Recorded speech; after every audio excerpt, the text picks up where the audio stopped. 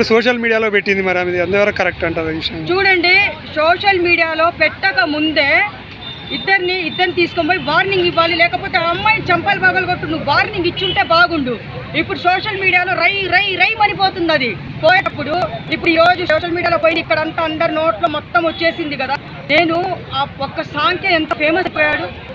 వీళ్ళిద్దరు కలిసి ఎన్ని సాంగులు చేశారు. అలాంటప్పుడు ఇలాగ మాట్లాడటము చాలా తప్పు. ఆ అమ్మాయిని నువ్వు ఒక పరువు తీసేలాగున్నావు. ఒక అమ్మాయి జీవితం నీ భర్త చూడంటున్నావు, ఆ అమ్మాయి పరువు తీస్తున్నావు. అది ఎంతవరకు నిజము చెప్పండి ఒక మాట. నాకైతే నచ్చలేదు అస్సలు. ఎవరైనా సరే ఇలాంటి విషయాల్లో సరే మీ ఫ్యామిలీ జోలికి ఎవరన్నా అమ్మాయి సపోజ్ వచ్చింది అనుకోండి, వాళ్ళకు వార్నింగ్ ఇవ్వండి. చంపలు కొట్టే అధికారం కూడా ఉంది.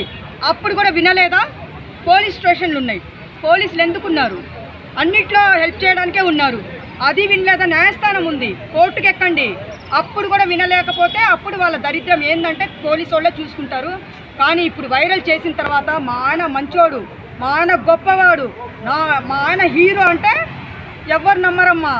ఆల్రెడీ జరిగినవన్నీ ఆడ జరిగిపోయిన తర్వాత ఎప్పటి నుంచి జరుగుతుందో నువ్వు ఈరోజు పట్టుకున్నావు. రాత్రి జాము రాత్రి జాబిలమ్మ అని పాటలు ఉన్నాయి. వెంకటేష్ పాట ఒకటి, మన నాగార్జున గారి పాట ఇది తొలి రాత్రి, కదలని రాత్రిలో వచ్చి వాళ్ళ భార్య కదిలిచ్చింది చూసారా?